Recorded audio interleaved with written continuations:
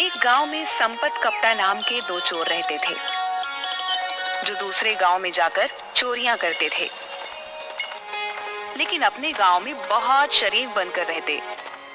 एक दिन वो घने पेड़ के नीचे आराम कर रहे थे कि तभी पालमपुर गांव के हरिया और बंसी उस पेड़ के पास आकर एक दूसरे से बातें करने लगे।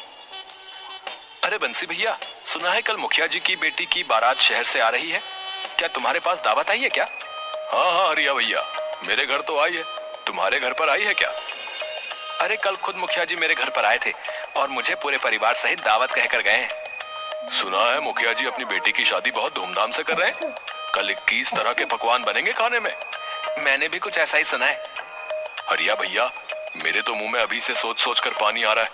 अरे मैं तो आज शाम से खाना ही नहीं खाऊंगा, ज्यादा भूख लगेगी तो पूरे 21 पकवान ही पेट भर कर खा लूंगा। हाँ अरे बंसी भैया, भावनाओं में बहकर कहीं ज्यादा मत खा लेना, वरना पेट खराब हो जाएगा।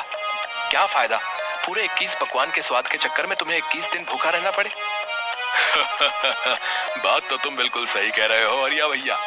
वैसे कुछ भी कहो, आसपास किसी भी गांव में आज तक ऐसी शादी का इंतजाम नहीं किया गया जैसा कल मुखिया जी अपनी बेटी की शादी का कर रहे हैं। अरे भाई, लड़का कलेक्टर है, मुखिया जी ने इस शादी के लिए अपनी पूरी 10 बीघा जमीन बेची है और वो सारा पैसा शादी में ही खर्च कर देंगे। चलो हरिया भैया, अभी से तैयारियों में जुट जाते हैं। बंसी भैया, मुखिया जी के साफ साफ आदेश है कि समारोह में अच्छे और ढंग के कपड़े पहनकर आने, नहीं तो उनकी नाक कट जाएगी। इसीलिए कल हम दोनों को अच्छे कपड़े पहनने। सही कहा तुमने, मैंने तो पहले से ही शहर से अपने लिए एक कोट पैंट सिलवा लिया था। चलो अब चलते हैं। इतना कहकर वह दोनों वहां से चले गए। उनकी बात सुनकर संपत और कपटा, जो कि पेड़ के पीछे उन दोनों की बातें चुपके चुपके से सुन रहे थे, उनकी आंखों में चमक आ गई। सुना कपटा, पालमपुर गांव के मुखिया की बेटी की शादी कलेक्टर से हो रही है। इस गांव का नाम सुना सुना सा लगता है। अरे बेवकूफ, ये वही गांव है जहां पर कुछ महीनों पहले हमने जमींदार की बेटी के दहेज के आभूषण चुराए थे, जो शहर में बहुत महंगे बिके थे। याद आ गया, और तुमने उन पैसों में बेईमानी कर ली थी और मुझे मेरे हिस्से से कम पैसे दिए थे। याद आ गया। अबे मेहनत भी तो मैंने सबसे ज्यादा की थी, तूने क्या किया था? हैं? सिर्फ बारात में खड़े होकर अंग्रेजी में लोगों से बस हाय हेलो कर रहा था तू तो। तुम तो कुछ कर ही नहीं रहे थे, हैं? गांव की लड़कियों से नैन मटक्का कौन कर रहा था भाई? अगर मैं चेतावनी नहीं देता तो तुम उसी वक्त रंगे हाथों पकड़े जाते, और साथ में मैं भी। हाँ अबे वो सब छोड़, कल उसी गांव की मुखिया की शादी है। सही कहा तूने संपत, इसका मतलब मुखिया ने खूब दान दहेज का प्रबंध भी किया होगा। अरे जब 21 तरह के पकवान खाने में बनवा रहा है तो बेटी के लिए सोने के आभूषण कितने महंगे महंगे बनवाए होंगे, हैं? हमें किसी भी कीमत पर उन आभूषणों को चुराना होगा, समझा? लेकिन कैसे, अगर हम दोनों पहचान में आ गए तो? ये तूने सुना नहीं, वो दोनों बेवकूफ क्या बोल रहे थे कि शादी में अच्छे से अच्छे कपड़े पहनकर आना है। अबे हम दोनों के पास अच्छे कपड़ों की कोई कमी है क्या बे? बढ़िया सा ब्रांडेड कोट पहनकर चलेंगे, कोई शक नहीं कर पाएगा, समझा क्या? और मौका देखकर मुखिया की बेटी के आभूषण वहां से लेकर चंपत हो जाएंगे। चलो गांव चलकर अभी से तैयारियां करना शुरू कर देते हैं, लेकिन हमें बहुत होशियारी से काम लेना होगा संपत भैया, क्योंकि हम दोनों कुछ महीने पहले ही उस गांव में चोरी करके आए हैं। अबे कुछ नहीं होगा, सबसे पहले तो अभी हम दोनों अपने गाँव चलते हैं। पूरे 1 महीने से हम दोनों गाँव में नहीं गए। सारे गाँव वाले समझते हैं कि हम दोनों शहर में कोई बहुत बड़ा बिजनेस करते हैं। कपड़े तो पहन लें। ये बात तो मैं भूल ही गया। चिंता मत कर कपटा, हम दोनों ने अब तक न जाने कितने गांव और शहर में चोरियां की हैं। आज तक हम दोनों पकड़ में नहीं आए। अरे पकड़ना तो बहुत दूर की बात है, आज तक हम दोनों की थाने में तस्वीर भी नहीं लगी। इतना बोलकर संपत जोर जोर से हंसने लगा। उन दोनों ने अपने बैग में से शहर के कपड़े निकालकर पहन लिए और अपनी मोटरसाइकिल स्टार्ट करके अपने गांव पहुंच गए। वह दोनों अपने गांव पहुंचे ही थे कि तभी गांव के 2 व्यक्ति घसीटा और बल्ली ने उन दोनों को घेर लिया। कैसे हो संपत भैया?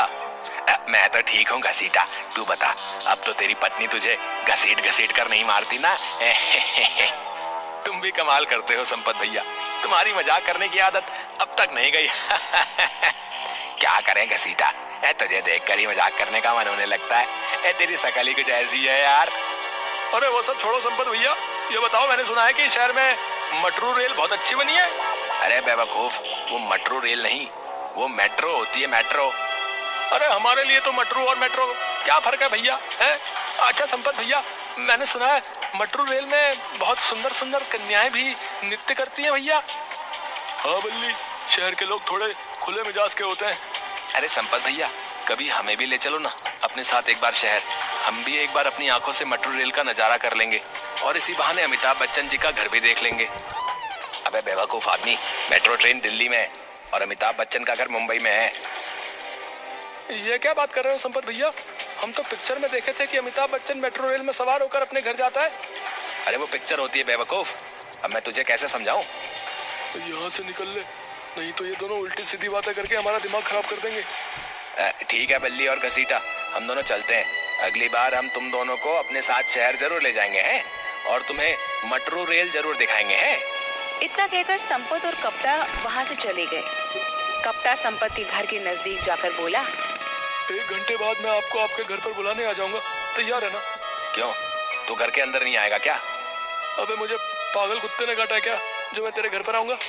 तेरी पत्नी कम सीआईडी ज्यादा लगती है यार। जैसे ही तेरे घर के अंदर घुसता हूँ सवालों की बौछार शुरू कर देती है। मुझे तो समझ में नहीं आता संपत कि तू अपनी पत्नी को झेलता कैसे?